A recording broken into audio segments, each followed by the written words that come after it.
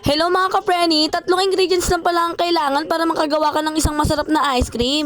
Kaya kung nagkikrave ka, tapusin ang aking video. May nakita nga akong avocado sa mesa. At dahil stress ako ng araw na yun, kaya naisip ko gumawa ng ice cream. Yun kasi yung pamatanggal ang stress ko.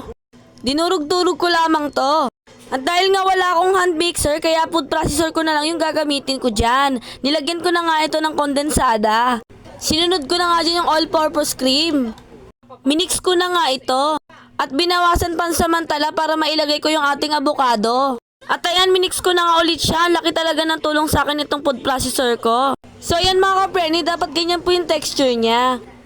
Minix ko na nga rin yung natirang gatas dyan. Dapat ganyan din po yung texture niya dyan sa sinasalin ko. Dapat po ganyan po yung texture niya lahat ha. So nilagyan ko lamang ito ng toppings. Budget meal lamang ako kaya po manilang yung nilagay ko, pero pwede na rin kayo maglagay ng almond kung meron po kayong budget. Lagyan ko na nga rin ito ng cheese, for optional only lang din ha dahil may tira lang sa rep. Takpan at i-chilled lang ito overnight. At ayan, tumigis na yung ating pinalamig na ice cream. O diba, 3 ingredients lang, nakagawa ka na ng masarap na ice cream at ang ganda pa ng itsura niya. At higit sa lahat, marami pa kayong makakakain dyan. Pwede rin kayo mamili ng flavor dyan, pwede rin kayong gumamit ng mangga dyan. Sa mga nagustuhan ng aking video dyan, huwag kalimutan mag-like, mag-follow, and share na rin ang aking video. Thank you for watching!